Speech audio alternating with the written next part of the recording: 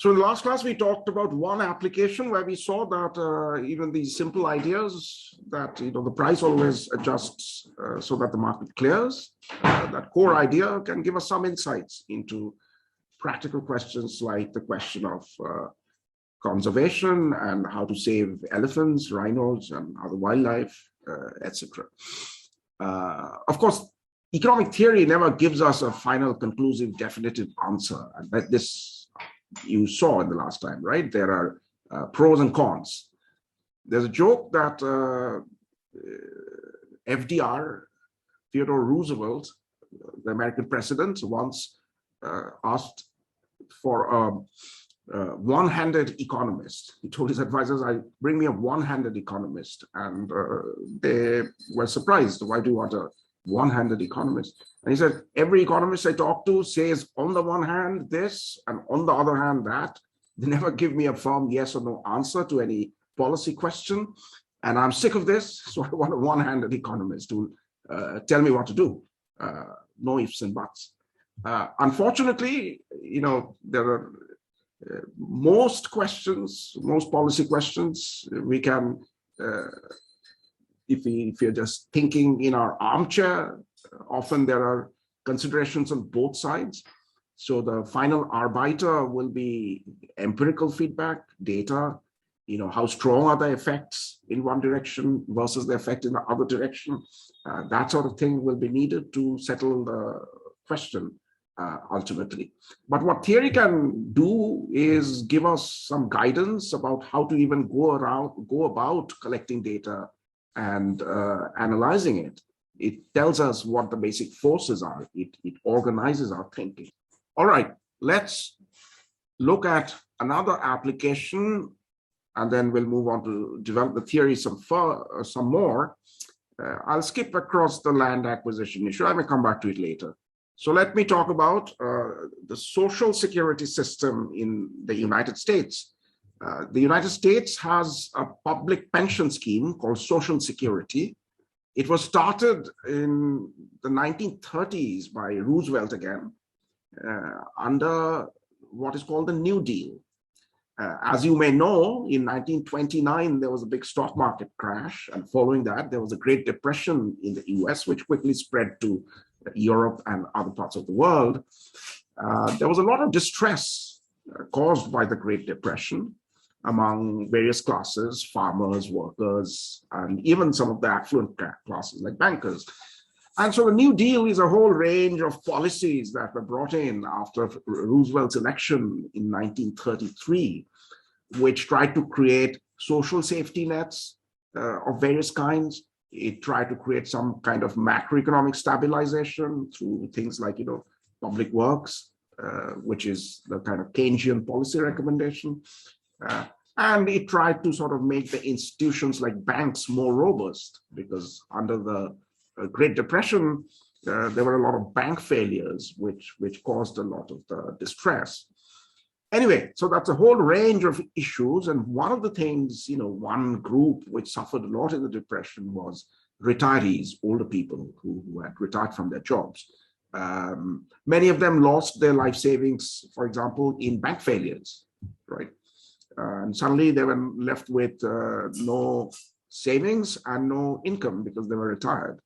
So the current social security system was created then. It's a pay-as-you-go system. Essentially, workers pay a tax, and when they retire, they get, after 65, they get some money from the government as pension. The general formula of the social security system is that the benefits are pretty much tied to contributions. Well, first of all, let me talk about the social security tax. So it's a payroll tax. It's a tax on wages. So workers pay 6.2% of their wages as a social security tax, and employers have to pay the same amount. So the total social security tax is 12.4% of wages, and it's split down the middle. Half of it has to be paid by the worker, half of it by the employer.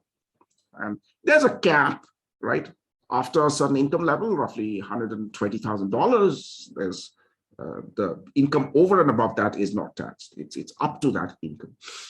And the benefits are more or less tied to the tax contributions, more or less.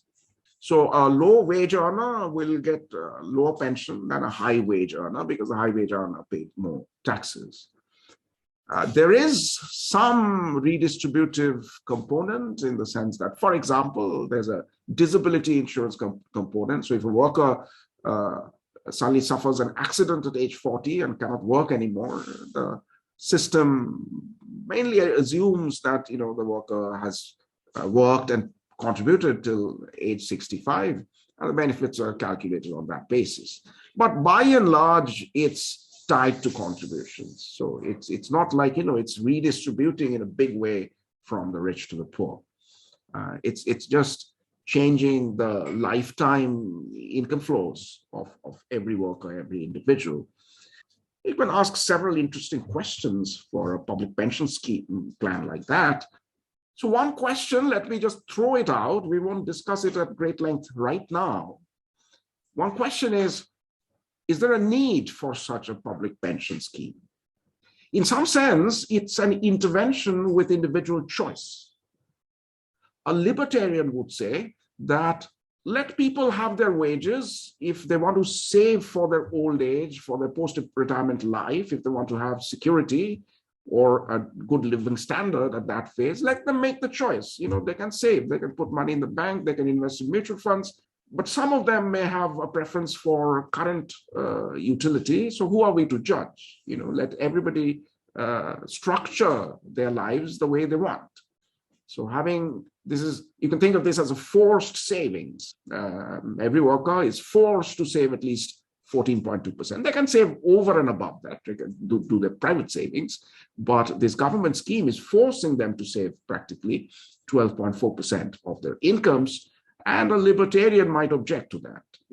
If I have, after reviewing my lifetime economic prospects, if I think I'll save 5% or 10%, why should society impose this floor on my savings plan?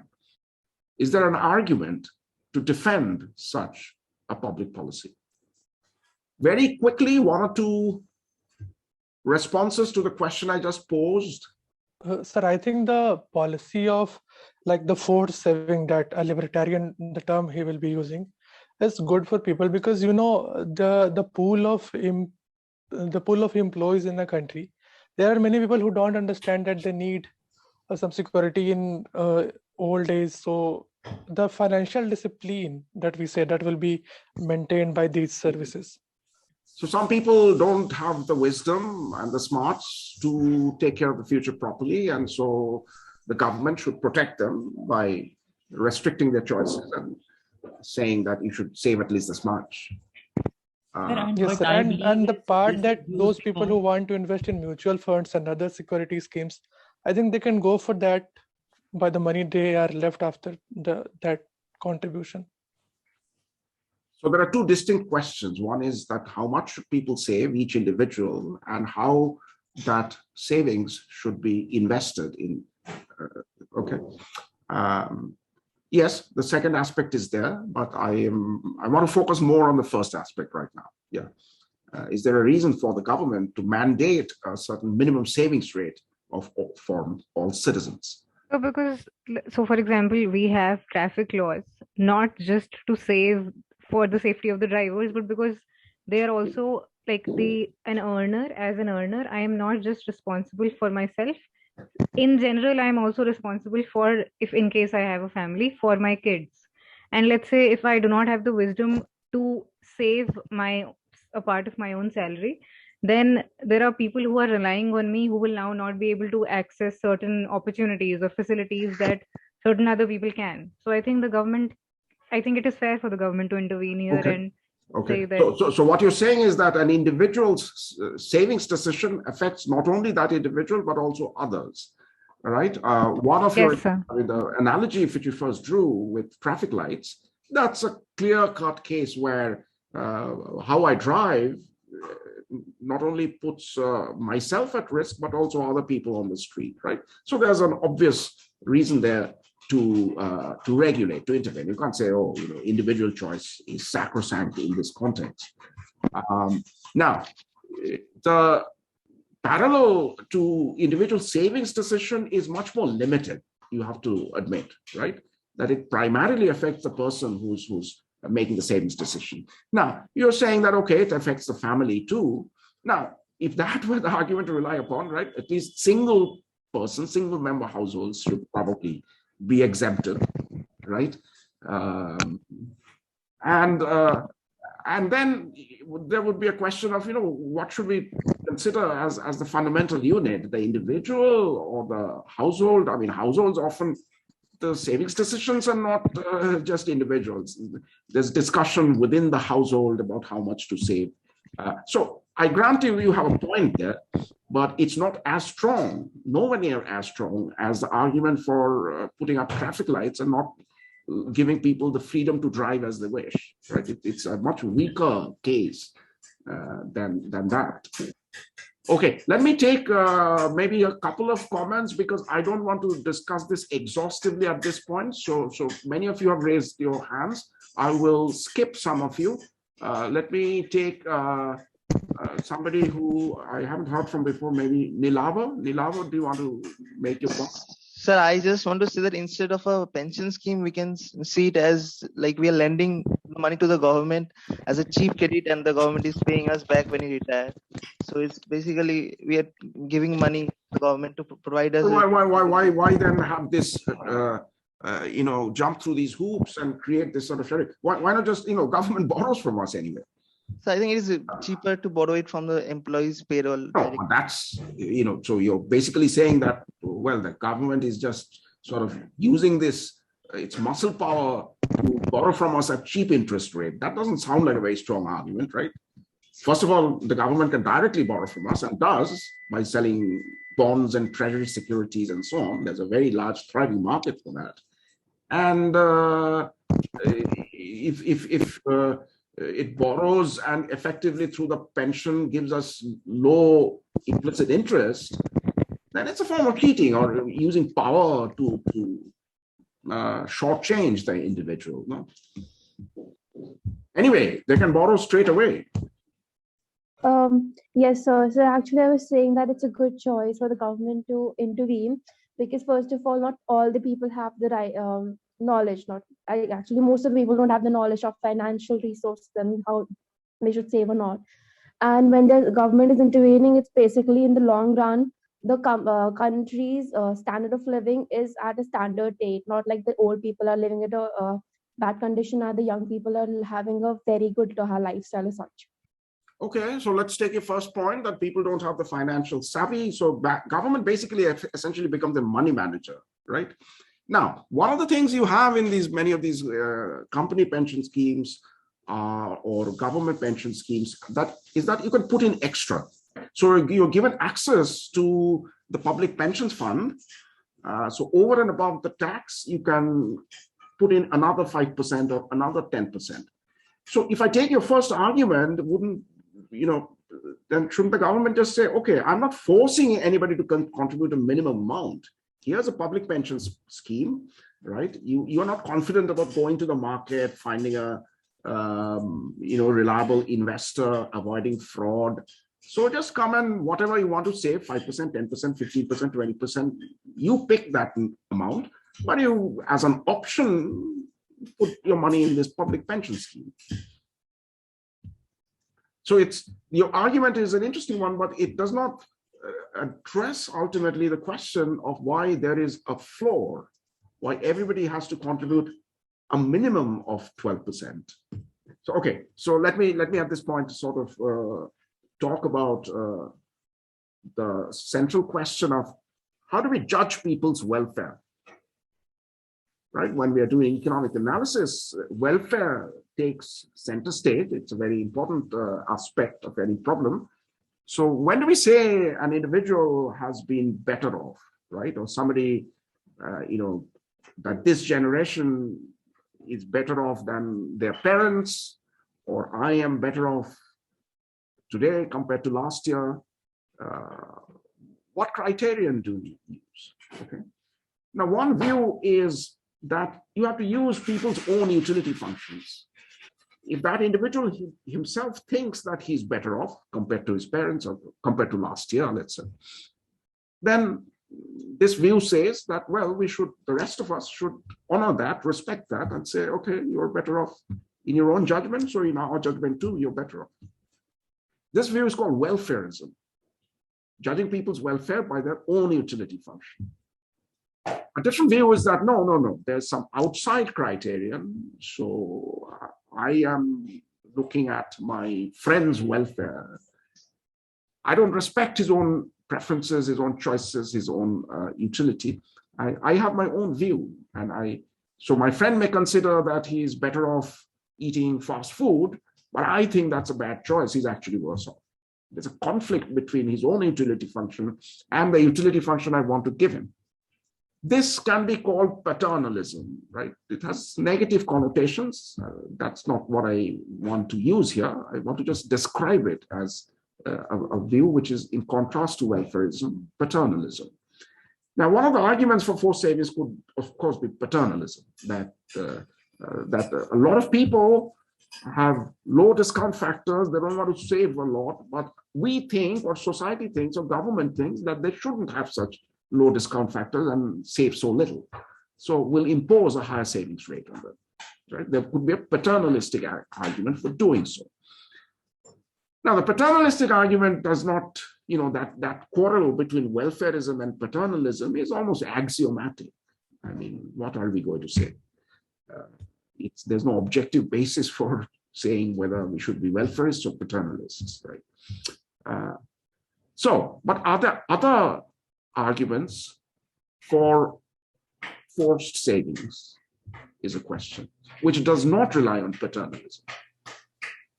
So, sometimes like people, if they don't have enough savings, they can become a burden on the economy.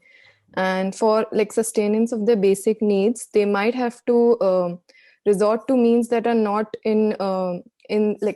that do not help in the growth of the economy. And definitely like savings are related to better growth, better long-term growth. But yeah, even if we ignore that part, it's just that they might become a liability on other people. For example, they might have to resort to sometimes criminal means as well, or they might have to rely on NGOs and all. So sort of a liability and a burden on the economy. That's a very good point. It's in some sense a game theoretic point. Sometimes it's called by a fancy name, the Samaritan's dilemma. Basically, say a parent cares about a child. If the child falls in distress and poverty, the parent, because the parent loves the child, will come to the child's aid. The parent is rich, very wealthy, and the child is kind of impulsive. That's a grown child, right? Not a young adult. So the child knows that, if I blow up all my money and fall upon hard times and I can't pay my rent or put food on my table, there's always mom and dad, they'll step in and they'll help me out and they'll give me some chunk of cash. Now, knowing that creates very bad incentives. So the child may actually, spend money down the drain. And so the parent, for that reason, may want to, if it's possible at all, to take like 20% of the offspring's incomes and put it in a lockbox, if that's possible in any way. So similarly for government, governments cannot credibly commit to say that, well, whoever makes bad choices in life and in old age is living in the street, that we will do nothing, will not create shelters, will not provide them food. That's not a credible promise. Knowing that it creates bad incentives for some people at least.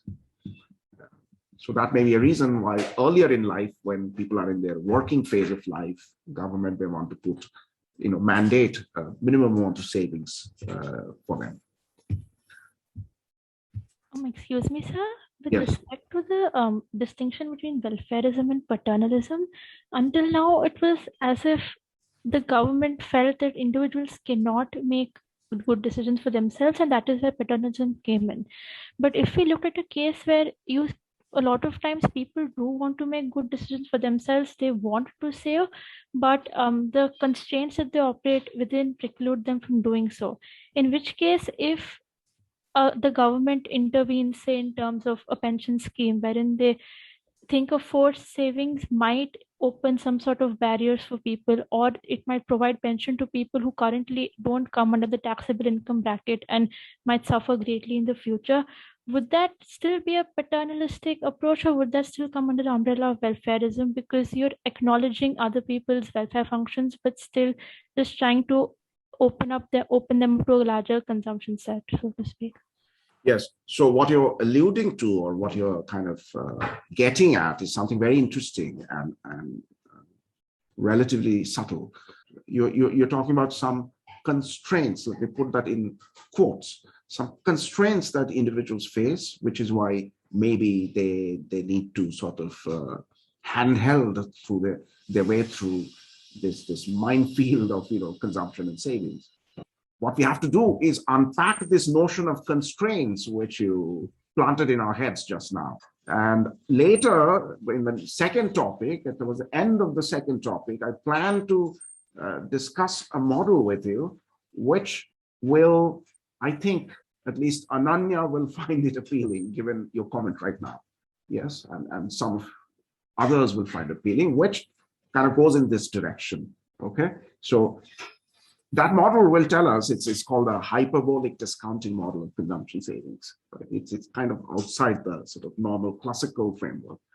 But I'll try to find the time to show you that model. And there you can generate a pretty strong argument for intervention for savings without paternalism and without things like the Samaritan's dilemma kicking in. So we'll see, we'll come to that, right? But it's, yes. So Ananya, remind me to tell me what you think when we talk about the hyperbolic discounting model later. Definitely, sir. Thank you. Yeah. Okay, now let's move beyond this question of, is there a reason for forced savings? We'll revisit these sorts of issues later. Let's talk about the method of financing, which is that the tax is split half and half between employers and employees. Now, at various points in the public debate in America, this issue has come up. So there have been sort of two opposing poles. So people from the left have often argued, especially after episodes like the 2008 financial crisis, they have said, okay, government inequality is growing in America. Main Street is reeling under these macroeconomic implosions. Common people are suffering. So let's make the rich corporations pay more of the Social Security tax instead of just 50%, and let the workers' share get reduced. And then the people from the right come in then and jump in and say, no, that's a disastrous idea. This is typical woolly-minded kind of thinking on the left, which has created so many problems for us. If you increase the burden on employers, you will reduce jobs, right? It becomes costlier for them to hire workers, so they will hire fewer of them. And ultimately, you're hurting the interests of workers by asking employers to pay more of a Social Security tax. It's a self-defeating proposal. That's what the people on the right say.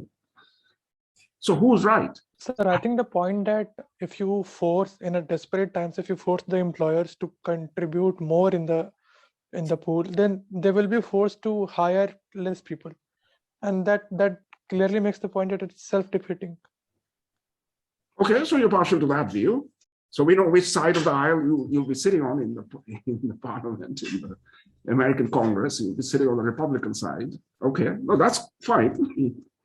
Anybody from the Democratic side who want to defend the proposal to shift it more to companies? Yes, Shonok.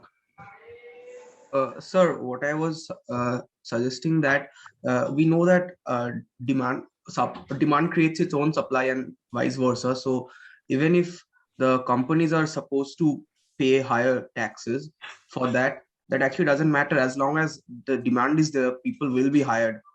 So if there's more demand created, so more people will work. So it's technically impossible for a worker to like work more than a particular amount of hours. So no matter how can you cut down on the number of, like, how can you cut down We're on not talking about cutting down the number of hours. We're talking about reduction in jobs and job. No, that is what I'm saying. That is what, if there are enough demand, so it doesn't matter how much tax the employer is paying. He will have to hire because there's demand and he has to supply. I think what Shona just said amounts to saying that the demand curve for labor in the job market is vertical. That there's a fixed amount of, I'm not sure whether you were talking about the demand curve or the supply curve, but you seem to be suggesting that one of the two curves is just vertical, that costs may change, but the demand for labor won't change. I mean, that's a very strong empirical assertion. There's no evidence to that effect. Right? Or at the very least, I mean, the onus is on you to show us that these labor market curves are vertical. Just one more, okay? And then we have to, I will move on. Yes, Mansi, go ahead with your point.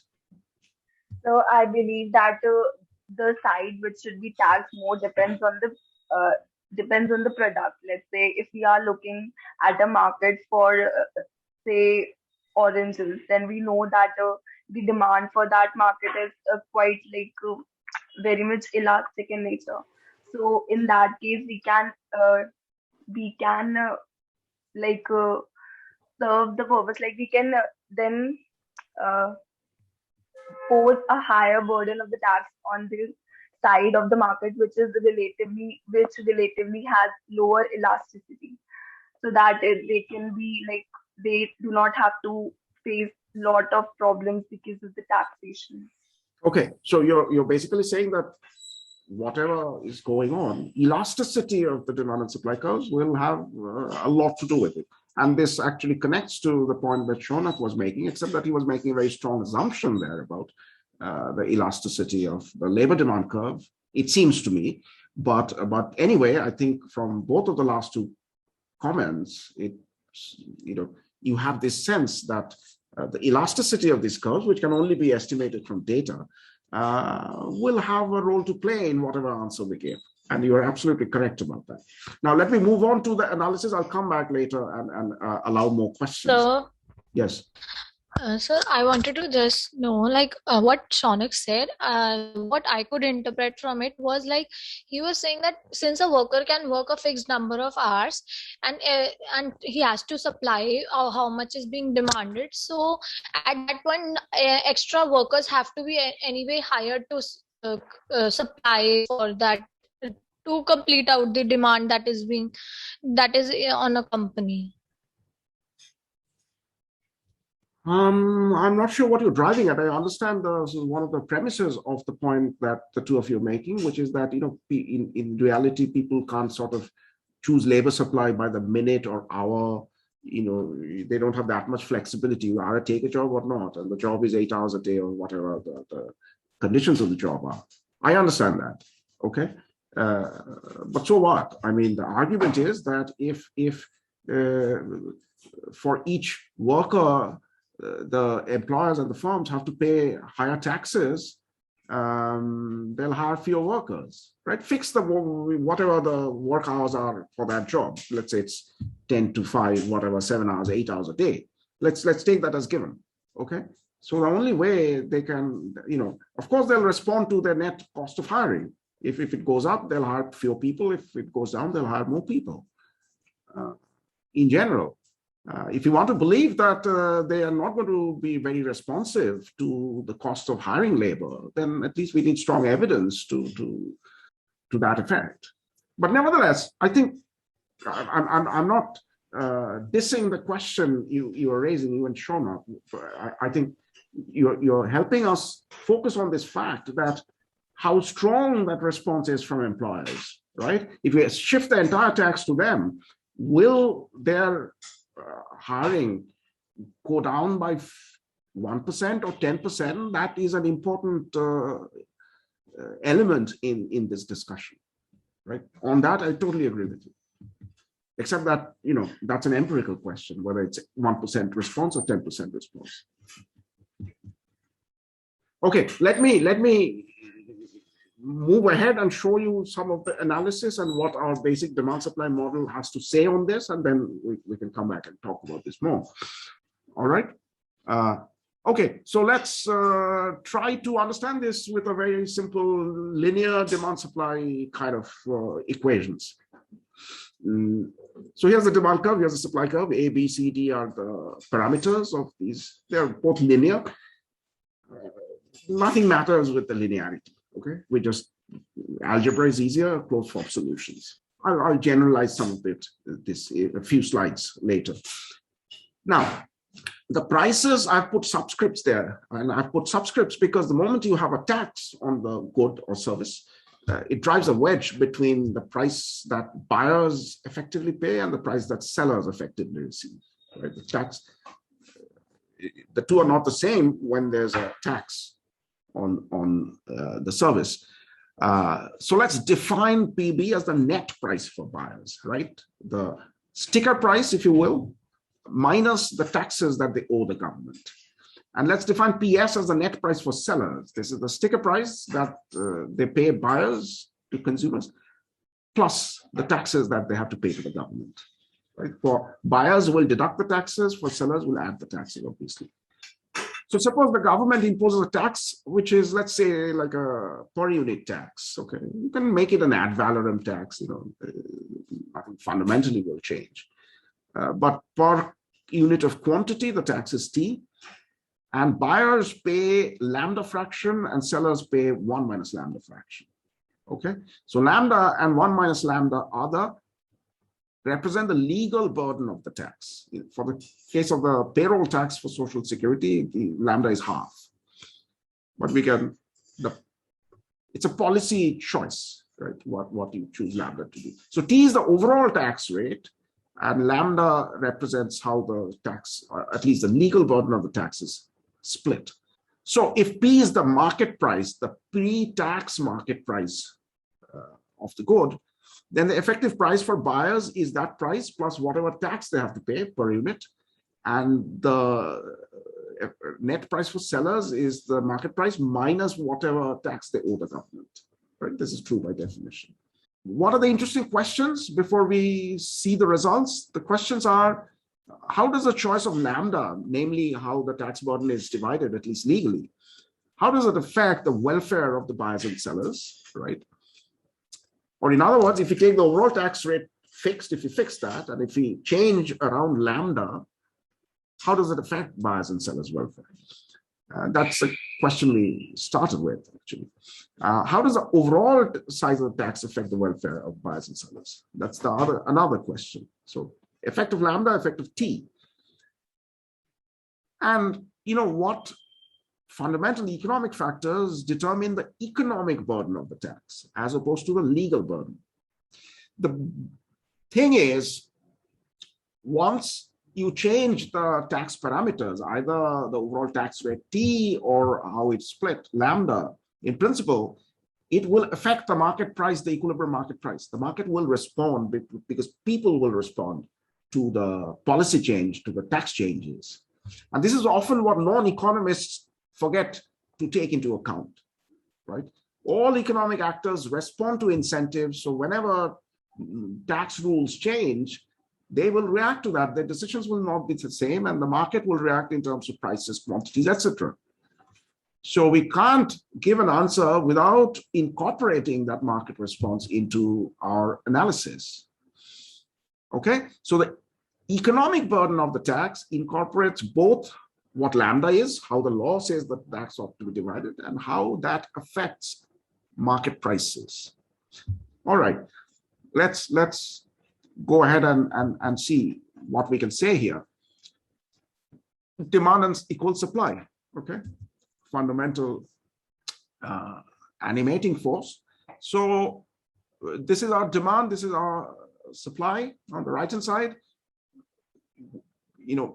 Demand is A minus B times PB, the net price for buyers. So I've taken that from the last slide, that thing that we wrote down, and the net price for sellers. Okay, so now we have a single unknown, which is the pre-tax market price, P, and we can solve for this, for it from this.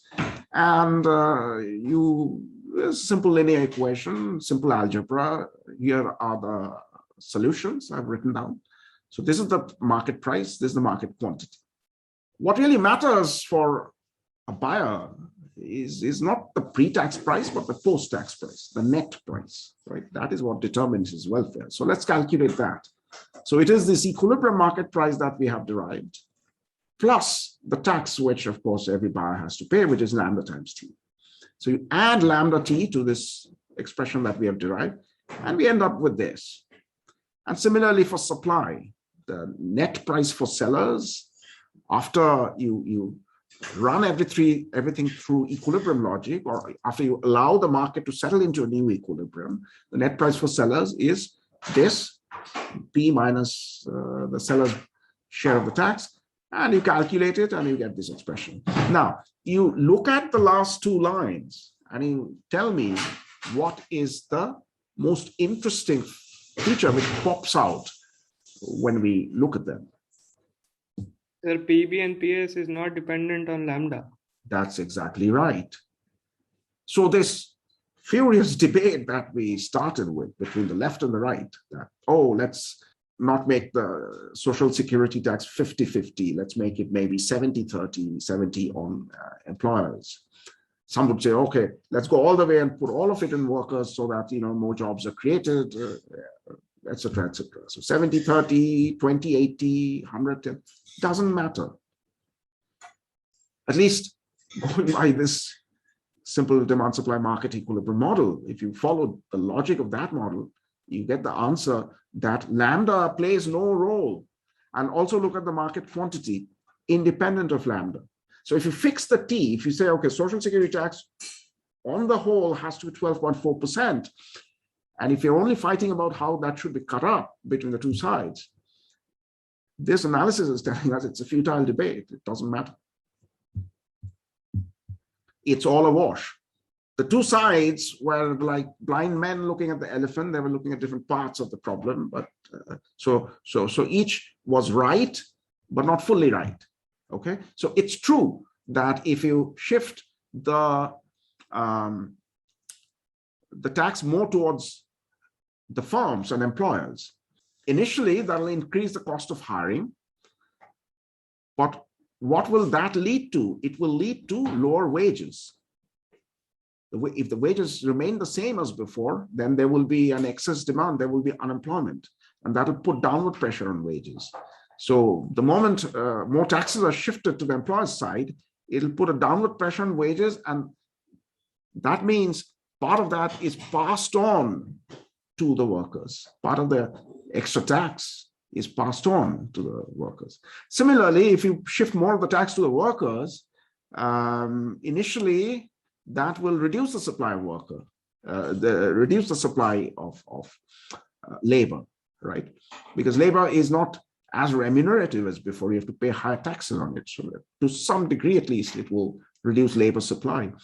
And that'll raise an upward pressure on wages. So eventually in the new equilibrium, part of this extra tax on workers will actually be passed on by workers to the other side, the firms who are hiring them.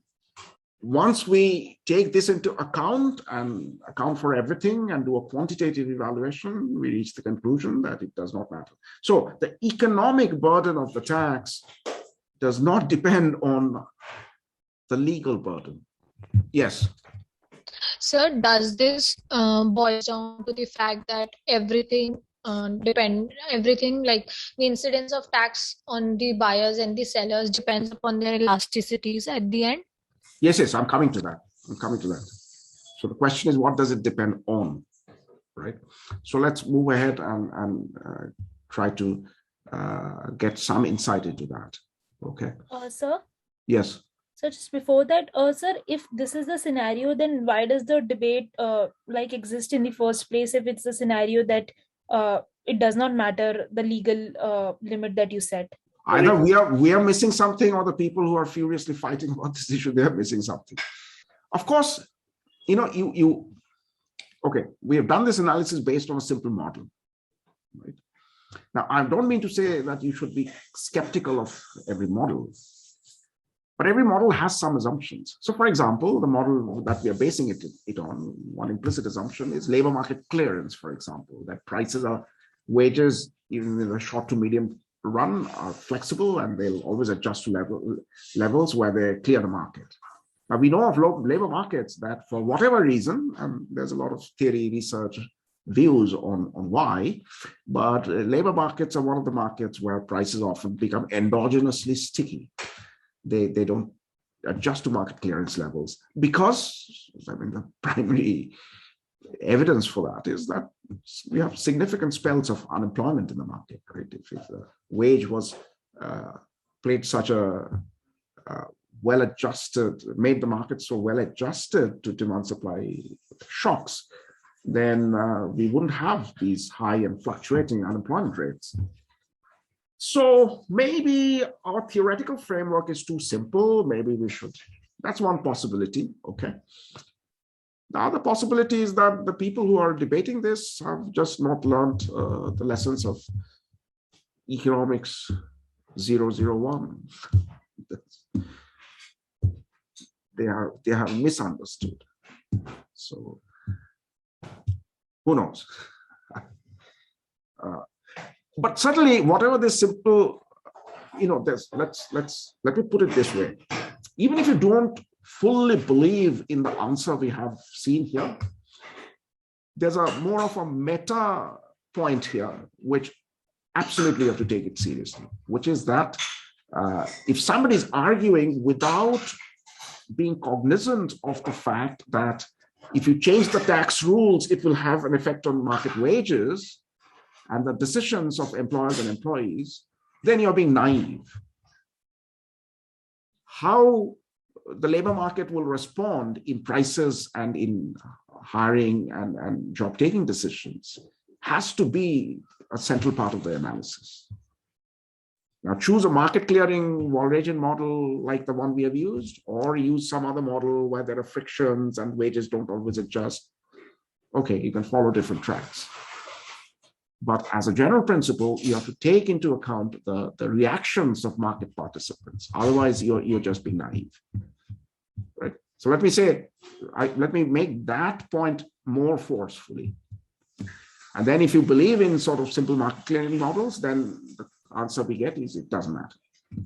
Let me go through the next few slides, and then maybe we can pause for further discussion. The incidence of taxation. So what does it depend on?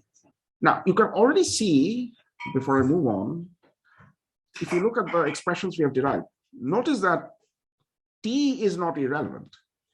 The market price, even the net prices, they depend on T, not lambda, but T. So if you raise the overall social security tax from 12.4 to, let's say, 15% or 20%, that'll have an impact for sure.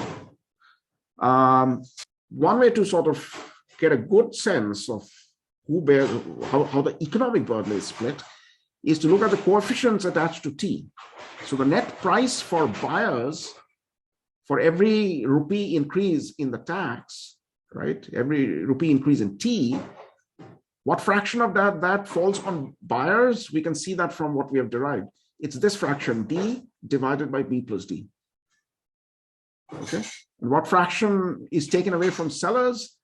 It's B divided by B plus D. So what are B and D? They are the slopes of the demand and supply curves. So clearly the relative slopes of demand supply curves matter in how the economic burden is split. Let's be more precise about that. So now let's look at more general demand supply functions, right? Any downward sloping demand function, any upward sloping supply function, QD and QS. And now, since we saw that lambda doesn't matter, the tax is divided doesn't play any role, so we'll ignore lambda and let's think of a tax which is purely on sellers. We could have taken it purely as on buyers or split it 50-50. We'll get the same answers. So let's take with a purely the full tax on the seller side. And let PT be the equilibrium price. Of course, it's a function of the tax. Right? Change the tax, prices will change. Now, what is our starting point? Starting point is the same old demand equals supply, market equilibrium condition. So that's what we have here. If it's a tax entirely on sellers, then the demand function is only affected by the price after the tax is imposed, what the price turns out to be. But for sellers, the effective price they get is the market price minus T, because they pay the whole tax. And so their supply is a function of that. So these two things have to be equal. Now, it's an identity once again. Same logic, we have been using it repeatedly, so you should be familiar with it by now. Since it's an identity, we can differentiate the two sides and let that be equal. So on the left-hand side, we'll get this. On the right-hand side, we get that. Right? Simple chain rule of differentiation. And now, the thing that we are interested in primarily here is the slope of this price function, right? As the tax rate is raised, let's say, how much of a price response is there in a market equilibrium? So that's our unknown. So you just solve for it from this equation and you get this expression. And in the numerator and the denominator, you have the slopes of the demand and supply functions. Slopes are the relevant point, okay? So you have a starting point and you have slightly infinitesimally changed the tax rate starting from that point. So the expression we derived is in terms of the slopes. Since it's a ratio of these slopes, we can, but we know that, slopes depend on the unit of choice. If I start measuring it in kgs instead of grams, or if I start measuring labor in man weeks rather than man hours, then all these slopes will change in value. But since the slopes appear in both places, we can easily turn this into an expression purely in terms of elasticities. All we have to do, so what are these slopes? They are of the form dq dp, right? And all we have to do is multiply both the numerator and the denominator by P by Q ratio, price quantity ratio. So if you multiply this QS prime by the price quantity ratio and the QD prime by the price quantity ratio, you get the corresponding elasticity. In the numerator, you get the elasticity of supply. In the denominator, you get the elasticity of demand. So that's the next line. Multiply both of them by the price quantity ratio, and our expression for P prime T, how prices respond to the changes in tax rates, becomes this, right? Nu is the elasticity of supply coming from here, and E is the elasticity of demand. Remember, we define demand elasticity with a minus sign, so that's why this minus becomes a plus in this conversion. Okay, but what matters for buyers and sellers is when the tax rate is changed, what happens to the effective price paid by buyers? That's what buyers fundamentally care about. But here, since all the tax is levied on the seller's side, that means PB prime is the same as P prime. Right? Buyers essentially pay market price. So this expression basically tells us how much of every rupee of tax is borne by buyers. And P prime ST is 1 minus P prime T, right? Essentially, if you increase the tax, it will drive up the price, but not by as much as the tax. And so how much is the additional loss to sellers? That's given by 1 minus P prime T. And that is basically the remaining part, which is E divided by this. So now you can see that the relative elasticities matter a lot.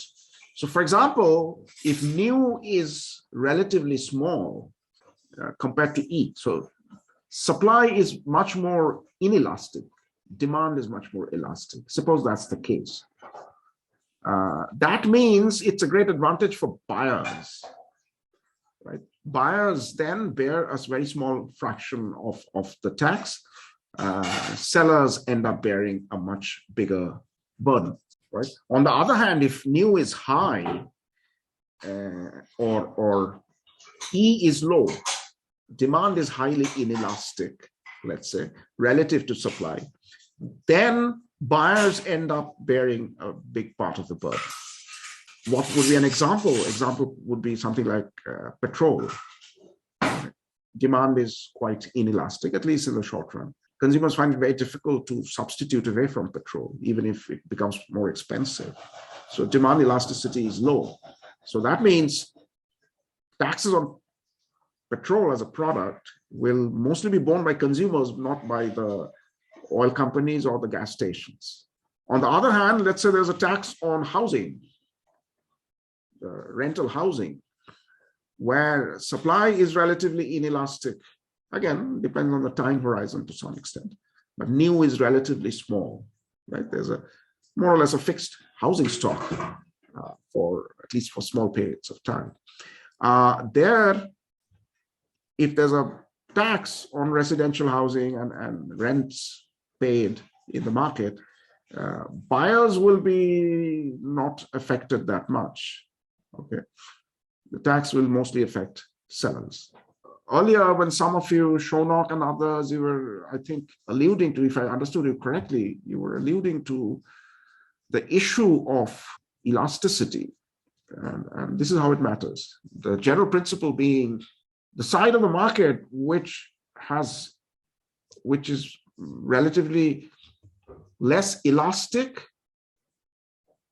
That means they find it difficult to respond to price changes. They don't respond that much. They are the ones who are hit hardest. Okay. So we have learned something, right? I mean, if we have this kind of theory, it's not empty. It's telling us something about an important kind of many public policy issues on which often there's raging debate, and it doesn't give us wishy-washy answers. It gives us quite definite answers on that. All right, let me take questions.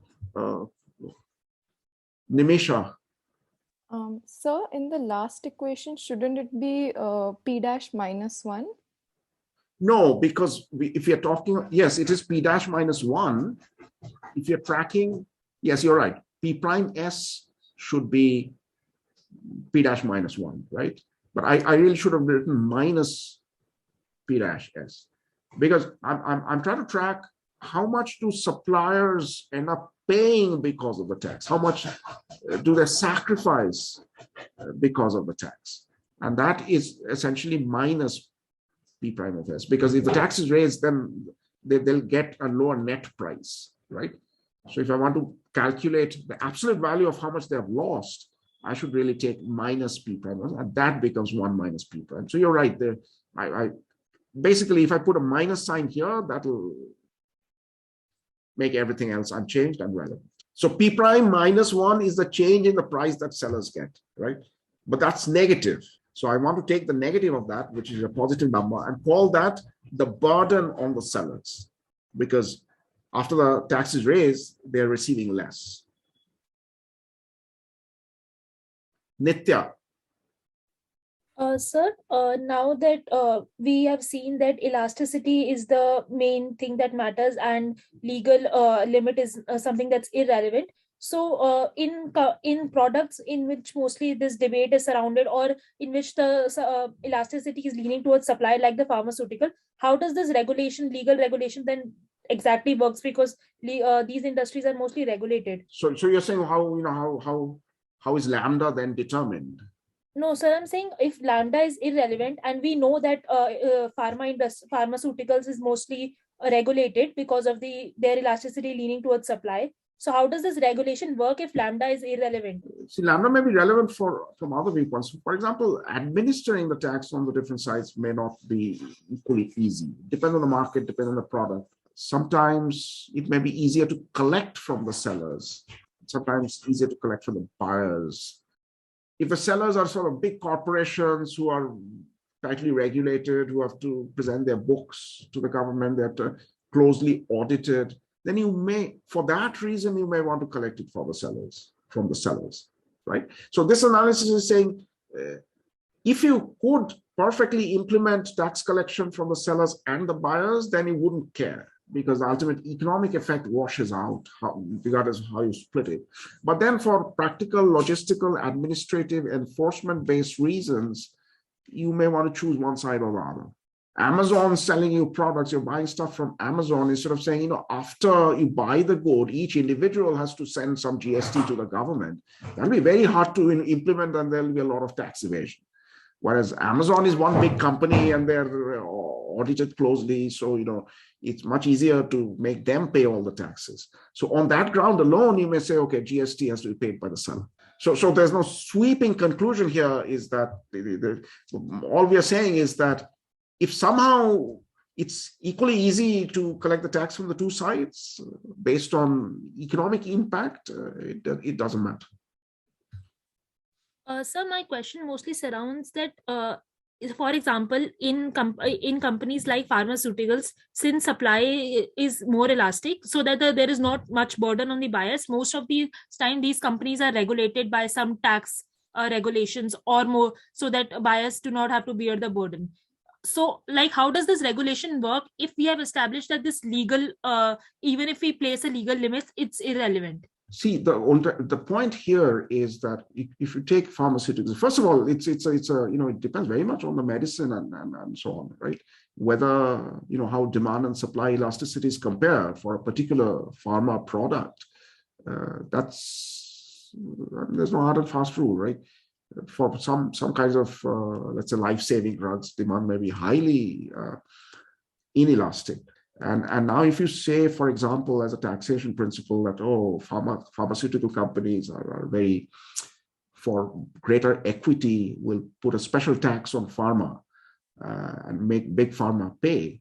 Well, for those medicines they're selling, for which there's a fairly inelastic demand curve, they'll actually pass on most of the tax to the consumers. So that is one of the sort of lessons here, that when you're trying to hit one economic agent, one side of the market with a tax, be aware that this tax will spill over to, first of all, the other side of that same market, and then maybe to other markets too. And we need to assess that. I don't know, I'm still probably sort of talking past you or missing a question, but let me make that last point with respect to big pharma, that big pharma may seem like an attractive target, especially from a social equity perspective, perhaps, but any tax specifically directed at them may not remain confined to them. In fact, most of it may be passed on to others. We need to keep that in mind in our analysis. Rohan. From the equation, there's P dash P. This is representing how much the tax, how much the price will increase of the buyers due to an increase in tax. So this is the left-hand side, but right-hand side is the elasticity ratio. So if this elasticity of supply will increase, then the tax burden on the buyer is also increasing. So why are we saying that a lower elasticity will only be bearing the burden? So if the elasticity of supply is also increasing here, then the tax burden. Well, look, this is basic math. This is basic math. Divide both, take this expression, okay? Divide numerator and denominator by new. In the numerator, you get 1. In the denominator, you get 1 plus E divided by new. Yeah, I was confused. Sorry. Yeah, sorry for silly question. That's just algebra. The tax, every rupee of the tax is split in the ratio nu to E. That is evident from this formula. Nilava. So in case you said something about the sticky wages thing. So in that case, when the wages will be rising, you will get a graph, and when the wages will be falling, will get a different graph. Yeah. For the supply. So in that case, will this model be suitable, whatever we have studied till now? Well, it depends on how, so without spelling out that sticky wage model and endogenous price rigidity and how it comes about and where it gets stuck and why, it's difficult to say something fruitful. Okay, I'm making a broader point that obviously this analysis is built on the premise of market clearance. After the market is hit with taxes, other shocks, it'll still clear.